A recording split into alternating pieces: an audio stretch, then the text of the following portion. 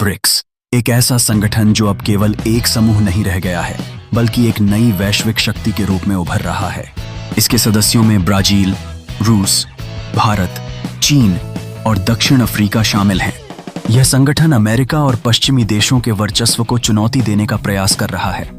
हाल ही के समय में इसके सदस्य देशों ने एकजुटता का परिचय दिया है, जो निश्चित रूप से अमेरिका में चिंता का विषय बन गया है। 2050 में रियो डी जनेरियो में होने वाला 57वां ब्रिक्स सम्मेलन वैश्विक समस्याओं और संघर्षों पर गहन चर्चा का मंच बना। इसमें ईरान पर हुए हमलों, गाजा युद्ध और आतंकवाद की स्थानीय और अंतर्राष्ट्रीय आलोचना की गई।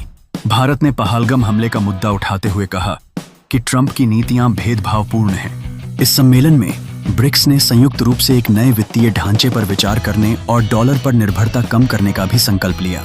डोनाल्ड ट्रंप ने ब्रिक्स देशों पर 10% टैक्स लगाने की धमकी दी, जिसके उत्तर में ब्रिक्स ने स्वतंत्रता की घोषणा की।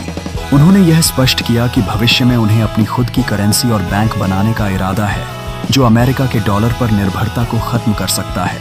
इस तरह की घोषणाएं स्पष्ट रूप से अमेरिका की आर्थिक नीतियों को चुनौती देती हैं। भारत ने आतंकवाद के खिलाफ वैश्विक एकता की आवश्यकता पर जोर दिया। प्रधानमंत्री मोदी ने विकासशील देशों को एकत्र होने और एक नए नेतृत्व की ओर बढ़ने का आह्वान किया।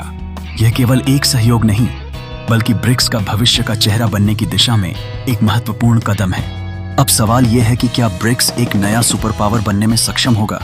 क्या यह अमेरिका को सही मायनों में चुनौती देने में सक्षम होगा, या इसके सदस्यों के बीच आंतरिक मतभेद इसके विकास में बाधा डालेंगे?